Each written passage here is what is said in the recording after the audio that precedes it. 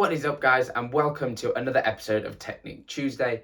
So today I'm going to try focus on just a small part of the edge change and what I look at as quite a misconception, and it can be a little bit of a different way to look at your problems in the edge change.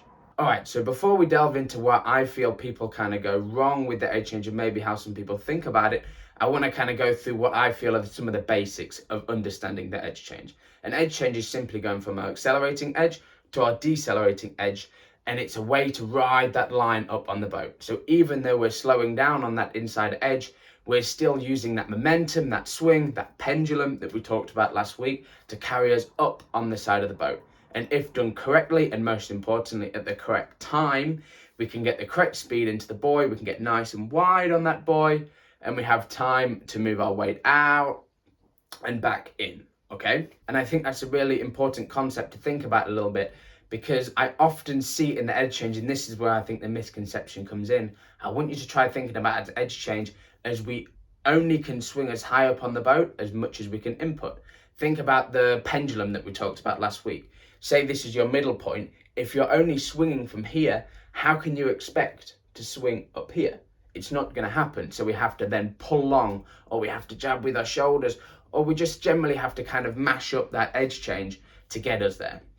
So if we really want to try get that edge change at the correct time, I really want you to try thinking about making sure the input equals the output. So we're driving into that wake enough to create that swing off the second wake. Okay, I don't mean just get into a big shoulder lean. I don't want to see people just kind of trying as hard as they can to fly into that first wake. Just the little things, make sure we have enough angle, make sure we're twisting those hips into the wake, driving that knee, that foot into the wake in a strong position that we can hold, so we can maintain our position through our well-timed edge change, and we can take all that speed and acceleration that we've built up out the turn through to that first wake and make sure we carry out to buoy width.